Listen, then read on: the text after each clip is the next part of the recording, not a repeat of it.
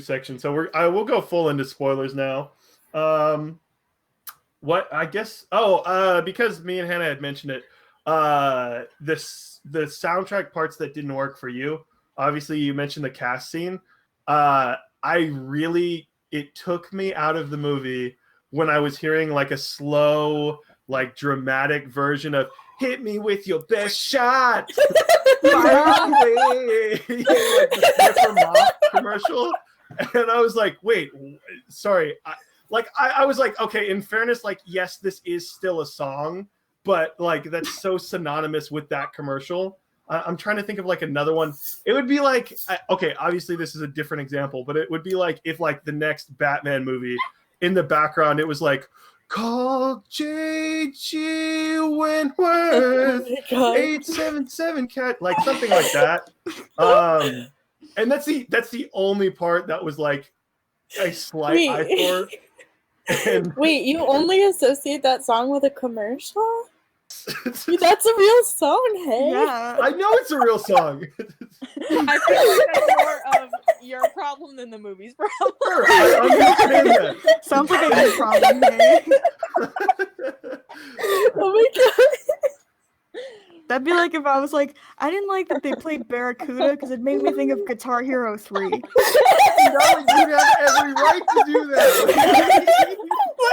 But it's such a personal complaint. Like it did make me think of Guitar Hero 3. I really thought all of y'all would just be like, oh yeah, that makes sense. We're in agreement on this. I don't even know what commercial you're talking about. I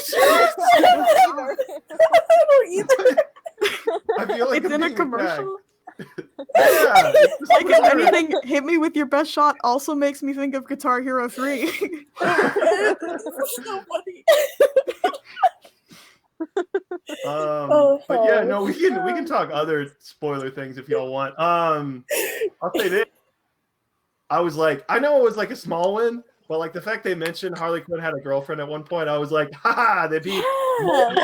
Yes. Wait, when did they mention it? Because I think I It's missed during it. the animation. At the very start. And like it Because has that little like kind of like slot thing where they're showing. Oh, like, I like totally it's a missed girl. that. Because I only saw the detective had a Yeah. ex-girlfriend, and I was like, oh, maybe I just confused who was the gay one in this movie. There were two of the gay ones. Shout out to Birds of Prey breaking the Three, lesbian if you wanna tropes of count. the lesbian getting shot, but she was wearing a bulletproof vest. I was a little bit worried when that was happening. But I the only literally thing- leaned over to my roommate and was like, of course the lesbian gets shot. the only thing I'd throw out, I mean, I guess like cool that she's in movies. I really thought that was her ex-girlfriend was Ali Wong, right? Mm-hmm. Yeah.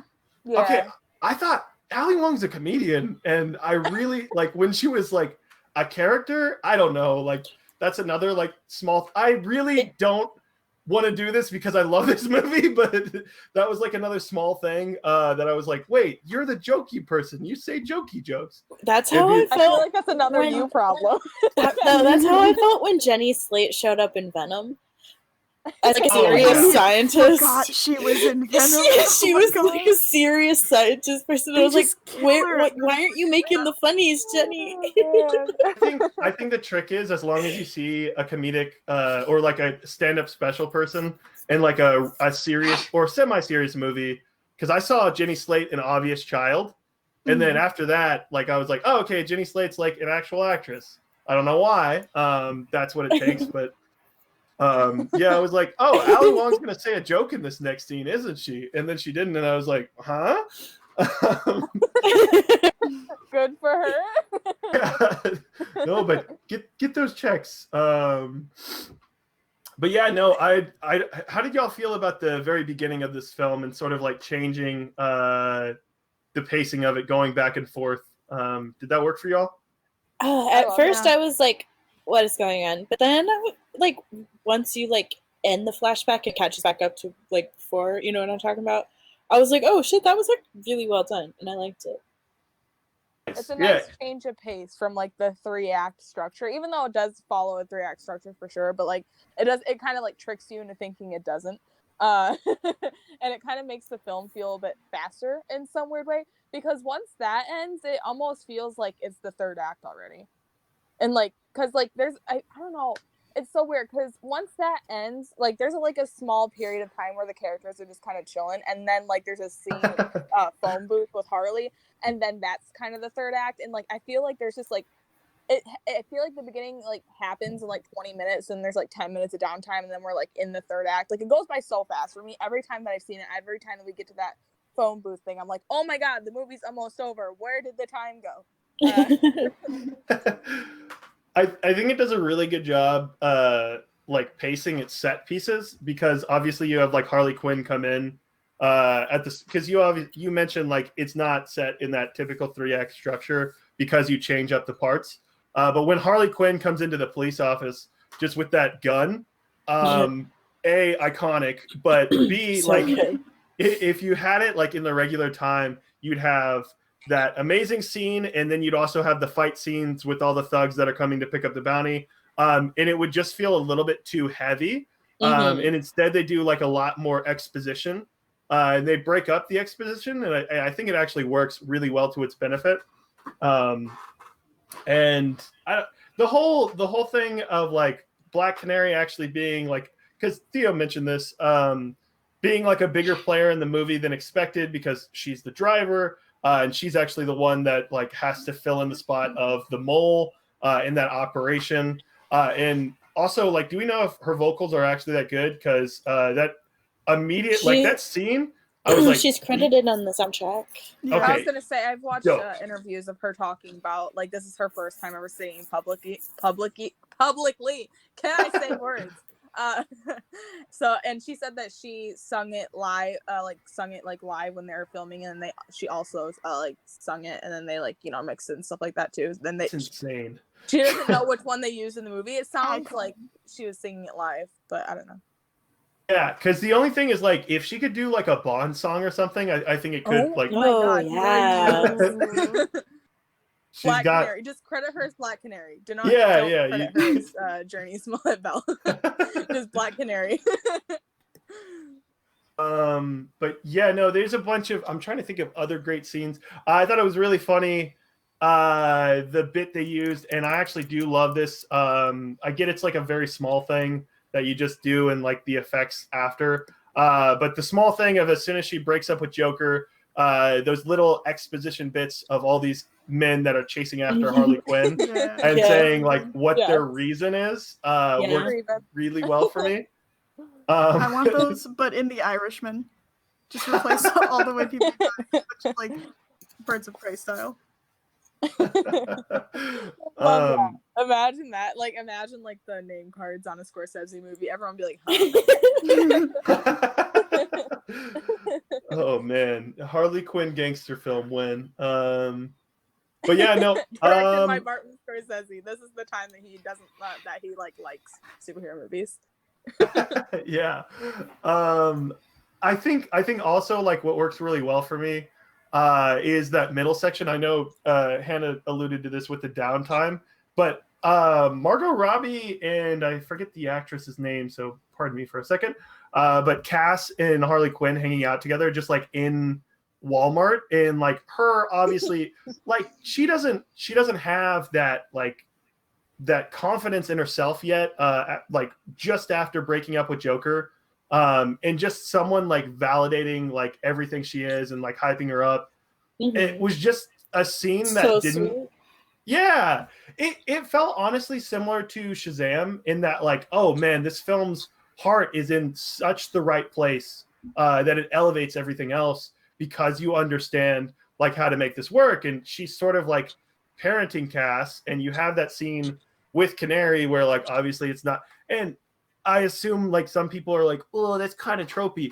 I don't really care if she has bad parents. Like that's how you address that in a movie. But yeah, no, I thought it's not like it's harped on. It's like 1 second.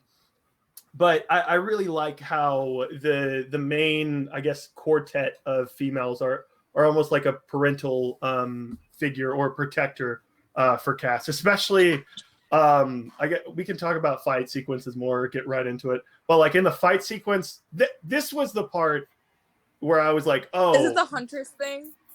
Which Huntress thing? I thought you were gonna lead up to like saying when, like, oh, when during she the gave fight her scene. the car. Yeah, when she gave her the car, because that I like started crying like actually when Huntress had that little moment with Cassandra, like that was like, oh my god, this movie's like getting me. Yeah, no, that's where I think the movie is like confident in like knowing where it wants to be, because I think that whole scene, you have someone that doesn't want someone to end up like how they did and be like so pit on revenge and so changed by a single moment, and then you have all of them just like protecting Cass from all these gross looking dudes with like bats and guns.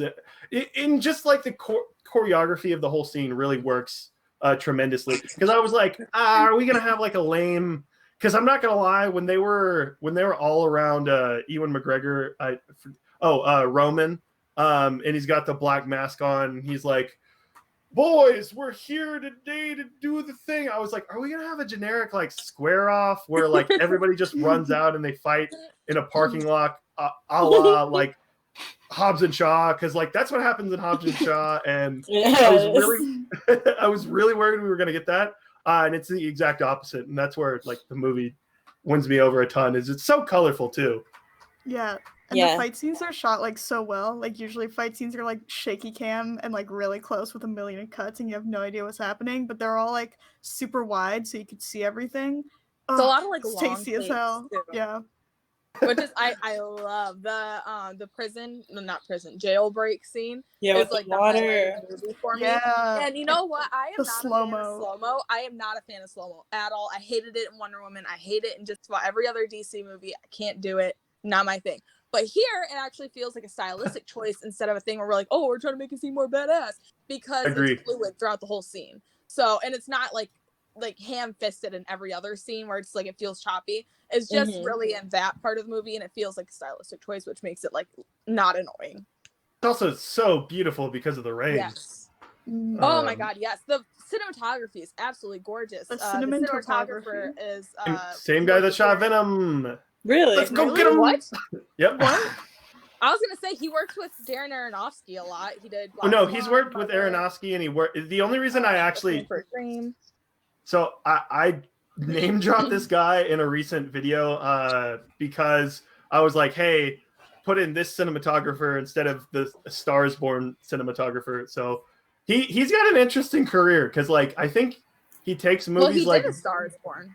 Yeah, that's what I mean. He does like A Star is Born is well like shot. But like he does things like Venom where it's just like pretty standard. So I'm not sure if that's what he thought he was getting into in Birds of Prey. And then Yan was just like, oh hey, no, you can make it look really good if you want to. Like that's an option. wait, like the director of like Venom took him to the side and was like, hey, if you want to make this movie look shitty, do it. Just do it. Listen, I don't give a fuck what you do. I don't care about this movie. Nobody does. Just shoot it. Listen, dude, we already got Tom Hardy and the Venom property. We're good. We don't need to look good. It's gonna make $1 billion. Fuck it. I was curious how y'all felt. We haven't really mentioned this character at all, so I guess I'll throw it out. I actually really liked how they handled Montoya. Even though it's like it's so self-aware of how ridiculous that character could be, that I feel like making it like a self-referential, like, oh hey, she's that cop that wears the sunglasses and like speaks in riddles almost or whatever. Like that actually really worked for me. Limericks. Yeah, limericks. She's so good. I love her. I love her. She's a bad lesbian mother. And I feel like that character, like I'm trying to think of like other. Okay, so like Suicide Squad, the guy that's like the cop that has the girlfriend that's the spooky witch lady. I forget. Rick Flag. Yeah, Rick Flag. Sure. He's like super. Theaters like a million times. I can't think of like a couple other examples, but typically like those characters have been like very generic. Whereas I feel like they took the time to like get this right. Also, like I'm always cool with seeing Rosie Perez like in movies because she's awesome. But Yeah, I'll let y'all talk about other spoiler things. I know we haven't. Oh, sorry. Oh no, it's okay. What's up? I was gonna say we haven't touched on the villain much. Oh, that's what I was gonna bring up. Yeah. Mhm. I just want to say that this might be my favorite comic book villain since Heath Ledger in The Dark Knight. Because okay, I love when comic book villains like pay homage to it being like, you know, a comic book movie, and I love it when like, you know, whoever's portraying them like ham it up, but also the movie knows how to like, you know, ground it and make the character seem like real.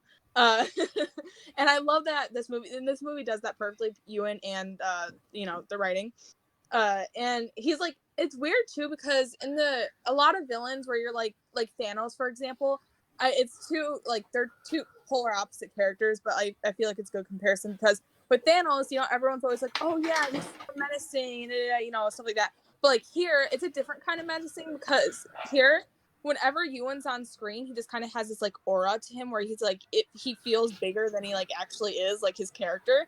It's just like, I don't know, it's like in my head, I would imagine just like a like ring of like black smoke around him, like whenever he was on screen, because he just like kind of brought that like energy. I don't know what, like how to even explain it, but I just literally just sunk into my chair every time he was on screen. And he has like moments of levity too, like him bringing Canary around his living room. Like it's funny, but it's still like he's still like super like scary, and I love it. That's what. Yeah, he's like one of the scariest villains I've ever seen because he did feel real. Because like Thanos doesn't feel like a real like person that you would be afraid of. Like if he was real, yeah, but like just watching him on the screen, it's like this would be scary for like 4-year-olds. You know what I mean? Hey, you leave my purple thumb alone. No, I love Thanos, not to take jabs at Thanos. No, I totally. It's just I'm like kidding. a completely different kind of situation where you have For to sure. make it more kid friendly. Whereas something like this, he was making that woman dance on the table. Oh my god! Like hearing his like voice hearing my dropped, like, audience 5 like, laugh. octaves, and I was like, oh. My audience laugh at that scene at first was like gave me just because I was like it's terrifying, but then like they slowly just became like silent as they realized like, how it's just like humiliating this is to her, and like how horrifying the situation actually is. Because even though this guy seems really silly, he still is a man with power, and that can be terrifying, you know. So I felt like that was, yeah, he was just really scary as a villain and really well written to be interesting. Sure. Yeah, the one thing I was actually going to throw out on top of that, I do think Ewan was actually a great choice. Wasn't there like a little backlash about like picking him to be a main villain? Was there? Or- I didn't hear Backlash anything. is just the Was it- gay thing that Grace Randolph leaked, and then what I think happened is that because Grace Randolph was the first one to leak the story that, oh well, he's gonna be LGBTQ, and then we're gonna have like the dick pics on like Diamond and shit like that, and then there's that whole like controversy around that, and then everyone was freaking out about it, and then that's when we found out that Birds of Prey was gonna do heavy reshoots, and then they did. So I'm assuming that there was probably more stuff, including Black Mask, where he like, you know, was outright LGBTQ, and then Warner Bros saw the backlash and was like, oh, we're getting a little scared, and they're gonna be reaction, and they were reactionary and cut it out with the including the like, Diamond you know. penis picture? What? What? Yeah. Did you Oh, guys no. not hear about that? No, I No. didn't. Oh my god. Okay, so Grace Randolph, she did a whole fucking video about it. Of course. She so it was like came out, she's like, I have a Is source Grace at Randolph Warner the Bros. person that talks like she's like, oh, Joker? Yeah, Joker's better than Parasite. Yeah. Yes. Yeah. Oh. Like, I have a source at Warner Bros. And she used to work there, so everyone, you know, thinks she's credible. And she was like, the Diamond had dick pics on it, and like stuff like that. I don't fucking know. It was a whole bunch of like crazy shit that like I could like see in the movie, like actually happening now that I've seen it. But yeah, so. Wait, what? What the fuck? I'm so lost. I just I don't know. imagine like a Warner Bros. Executive, because like maybe they were like, hey, you guys can do whatever you want, have creative freedom, and then they hear about that story and they're like, they send their intern Brian in to be like, maybe tone it down a little bit with the Diamond Oh, penis God. picture, please. I wouldn't have had What it the- though. like I was actually really disappointed when I heard that like heavy reshoots were happening, because I was like, well, it sounds like, I don't know, the movie itself is super kooky and crazy, and it's like, you know, breaking all these boundaries, and then like there's this thing on top of it that could have made it even more like kind of over the top and like, you know, weird. And I don't know, I would have been down to see it, but fuck you, Grace Randolph, I guess. I guess where I was going with that point is I actually think the duo themselves work really well together in Chris Messina.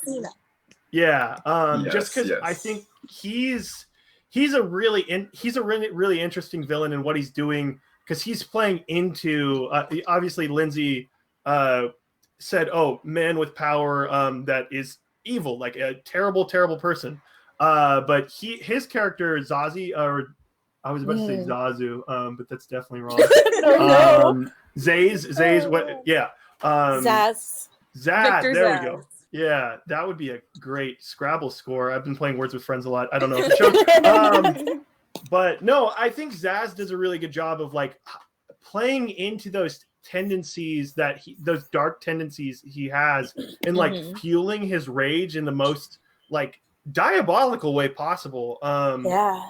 And I just thought that was really well presented, how like both of them are like terrible for each other, but they're sort of like made for each other as well.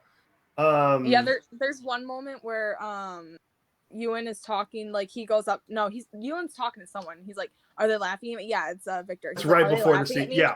And then he goes, yeah, they're laughing at you, boss. Like, that's a great moment of showing that like they're like terrible for each other, and they egg each other on to like do these like terrible things. Exactly. So I was a big, because obviously like, okay, so since we talked about the villain, I actually wanted to get to this point, so I'm glad Lindsay and Hannah directed in that way. Yeah, Ewan McGregor blowing up is probably going to be one of the greatest moments in 2020. Yes. That bitch exploded. Because it wasn't like an eyeliner, chef's kiss. I think it would have been. It still would have been like fine, fulfilling to see him get stabbed or to see him get like shot, but just to see him thrown off the side of a bridge and just explode, I was like, yeah, that's what you deserve, dude. Like, you're the worst. Yeah. So good. It's so disgusting too. Also, like right after that, this movie has the balls to say shawarma scene who? And they're eating tacos together. Yeah, so cute. I was real fond of that scene. Like, that was one of those things where, again, I'm proud this movie like is like, oh hey, like we can be a superhero movie and still have these like calm moments where it's just characters like chilling out, hanging around, like just the gang. And obviously, like one of my favorite things is like they still understand the dynamics of those characters. Like Huntress is awkward, Montoya's not that trusting, Harley's gonna run away. I don't know. They really like work well together. All five of them. Yeah, they all had really good chemistry. And yeah, they did a good job of like establishing them as a group and their dynamics together. I was just like, yeah, I believe this. I believe that they would team up. That's what I was wondering, because I actually heard from someone, and I could see that being a little bit rushed for other people. But I was like, oh no, this makes sense. There's like a gang that's gonna attack them, and like everybody doesn't want this little girl to die. Like, right, exactly. Yeah. Like they had, you know, and they all had a connection with Cass established before all of this started. So that made sense to me. And I like how I was gonna mention this just because maybe I haven't noticed her name.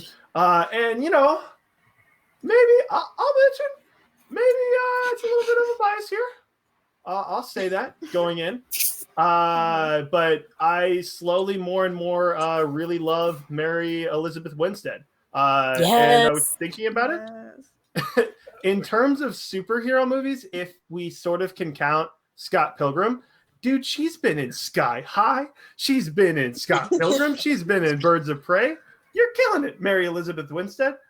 And maybe the only reason I mentioned this is there's a certain filmmaker that made another film, that used to be dating Mary Elizabeth Winstead. Mhm. I know where you're going. Mr. Say. You can say his name if you want, but it's not a good movie, and he should not Well, hate on this. It's And I'm interesting even because she's dating Wait, Ewan I don't know McGregor. what's going on. sorry. The Art of Riley Stearns is the Self-Defense. director of Art of Self-Defense, a film Mhm. I detest. And he said on Instagram, he was like, salty. "Do not see Birds of Prey." Yeah, And because like, he's mad at Mary Elizabeth Winstead. And I it's think just, there has to be.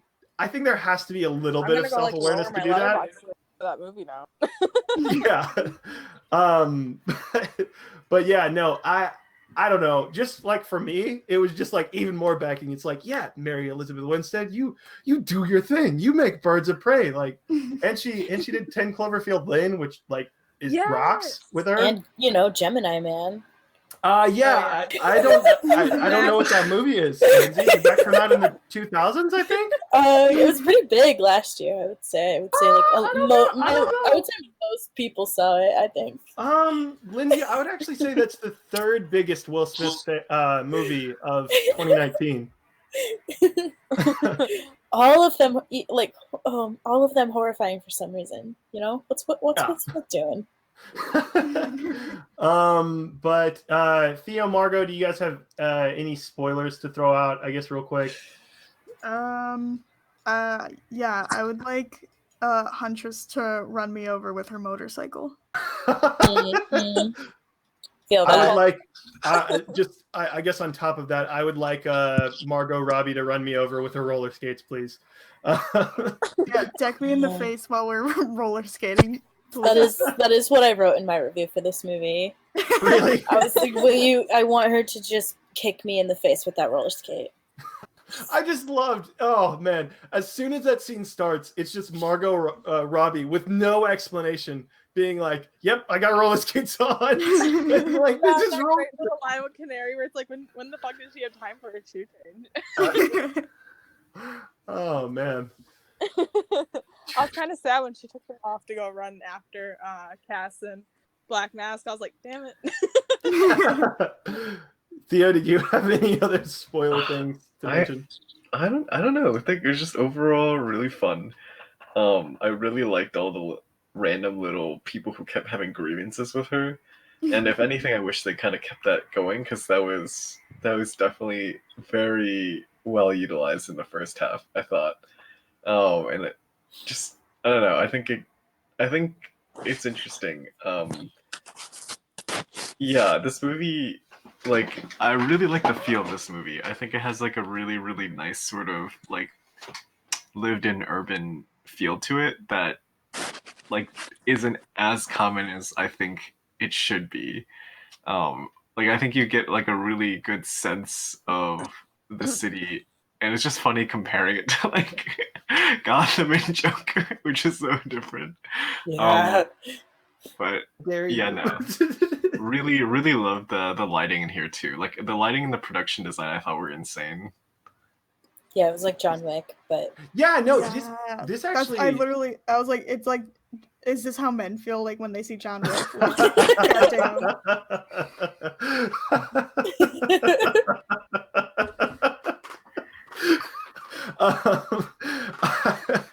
I was gonna mention that's how I felt with Spider-Man: Homecoming, and even more so after that Spider-Man Into the Spider-Verse, where they really make that city of New York feel very much lived in. And I think part of that is like, look, I get, and this isn't. I still love like a lot of like what the MCU has done, and it's unimaginable to like think how they achieved a 22 set of movies that people still care about.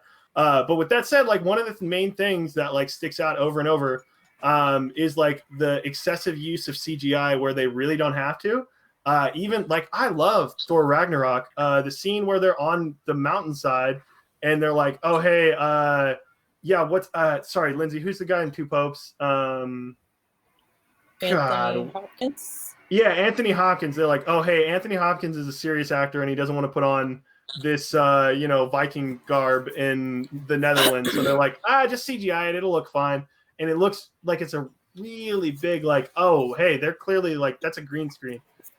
Whereas like every scene in set piece, that's one of my biggest things is like I feel like we've sort of strayed away with blockbusters having like big action set pieces.